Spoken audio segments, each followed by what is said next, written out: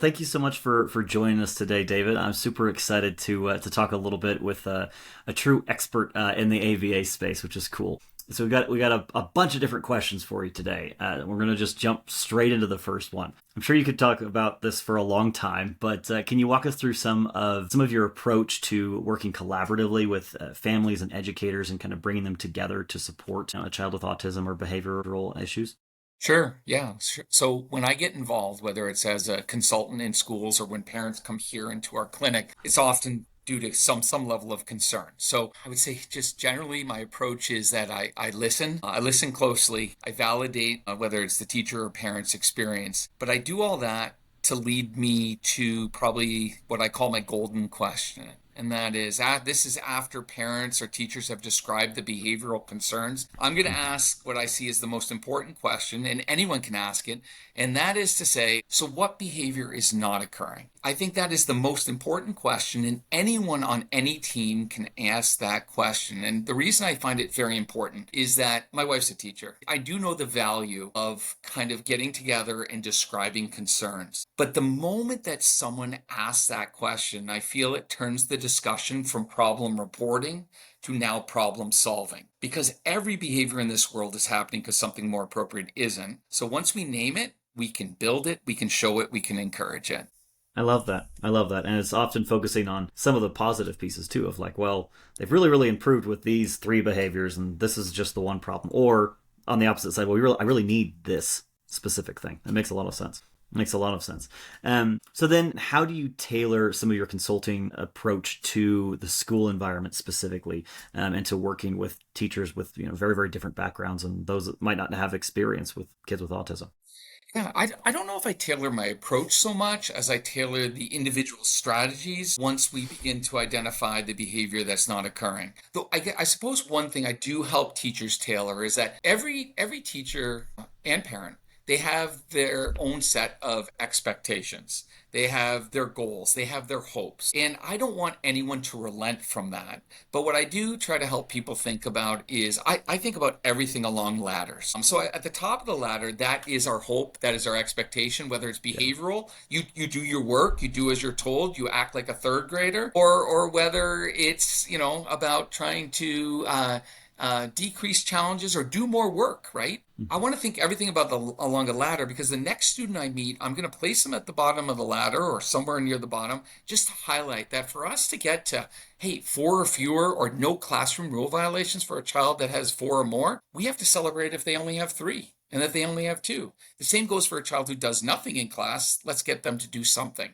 So I tailor based upon what the teacher's expectations are and help them think about the next step in order to ensure success. That makes a ton of sense. Makes a ton of sense. Um, so then, talking about working with teachers and with educators in kind of the schoolroom setting, tell me about some of like the biggest misconceptions that you still face that you'd love if educators could kind of get past.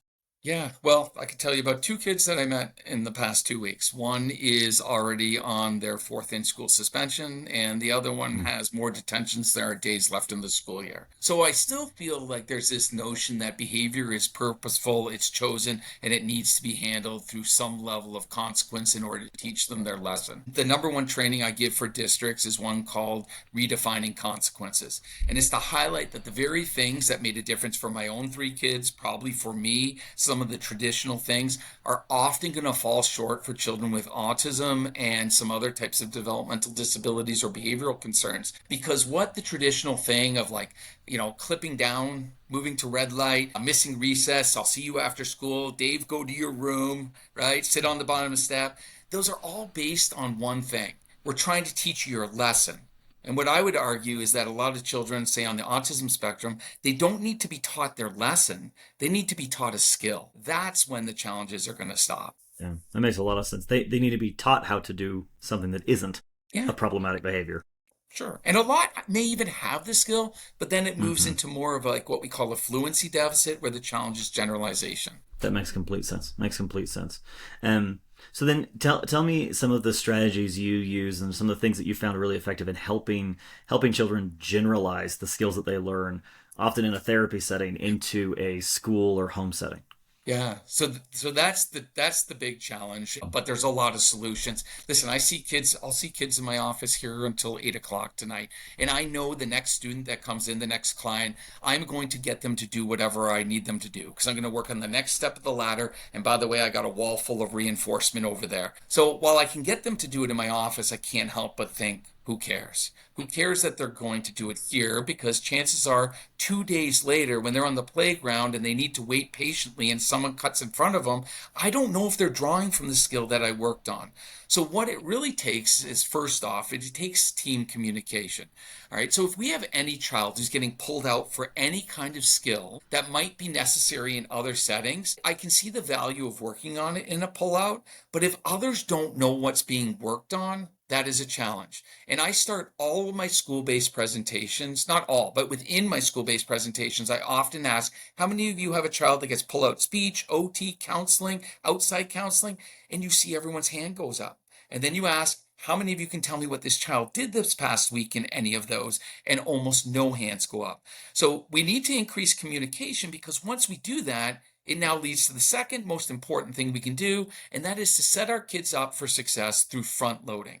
That is, if I'm working, say, on a skill called waiting patiently or requesting permission, I would love that teacher prior to phys ed or prior to music or whatever class it is says, hey guys, who can tell me what our super skill of the week is? Oh, right, it's waiting patiently. How might we be able to use that when we're on the playground? That helps kids be more in the moment, I think gives them a chance for success.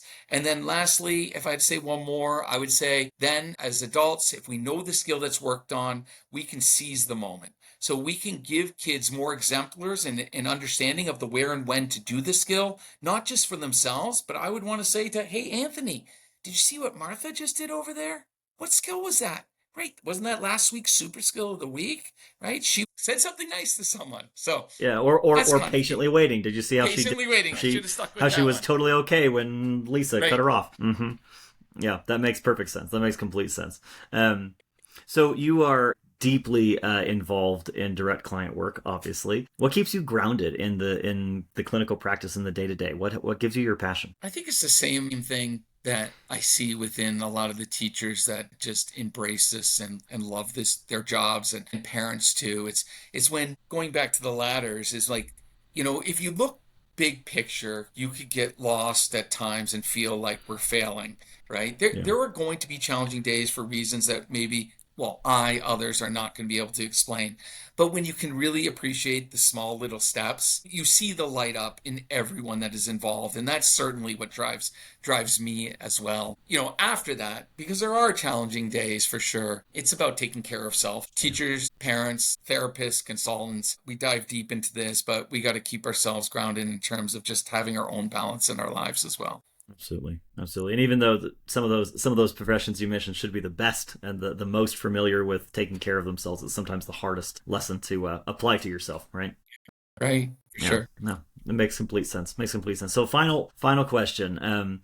If you only had one piece of advice you could give to a teacher or a school administrator who's just starting to work with a child with autism, what would it be? Well, I'm about to do a 2 day summer institute. This is the piece of advice I'm going to give to every teacher. First of all, I have no clue if any of my recommendations are going to work because I have the humbling recognition, despite my understanding of best practices and previous successes, every single thing is a guess. Every single thing is a guess. So, what does that tell me is that we need to evaluate if our next guess is working. So, no matter what we try, we should always be asking, what do we expect this to decrease and what do we expect this to increase? Both questions are very important because I see some teachers like, listen, our goal is we got to decrease classroom disruption. So, what are we going to do? Well, we can just remove these expectations. We can give a child a fidget, and guess what? We have no disruption.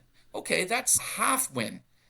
But what do we expect it to increase? If the focus is just decreasing disruption, then we have not really done what we need to do. We need to also increase engagement. So I always say, appreciate that every single thing we do is a guess, and let's evaluate if our guesses are right. Okay. So Yeah. that's key. If I can give one more, I am going to say that if you get a new student tomorrow, or we're in summertime, if you're going to get a new student in fall, just know someone knows that student really well. So I think we can save a lot of time from do a lot of consults in October. So what have you decided to try? I thought we'd take, the first part of the school year to get to know this child. It should not take 4 weeks, right? We could get to know this child really well now in the summer before we even start to work with them by communicating with those who know them so well. That's awesome. That's awesome. Perfect. Well, thank you so much, David. Those are all Yeah. our questions. It wasn't too painful. We No, it was really great. appreciate you hopping on. I appreciate you including me. Thank you so much. Absolutely. Thank All right. you.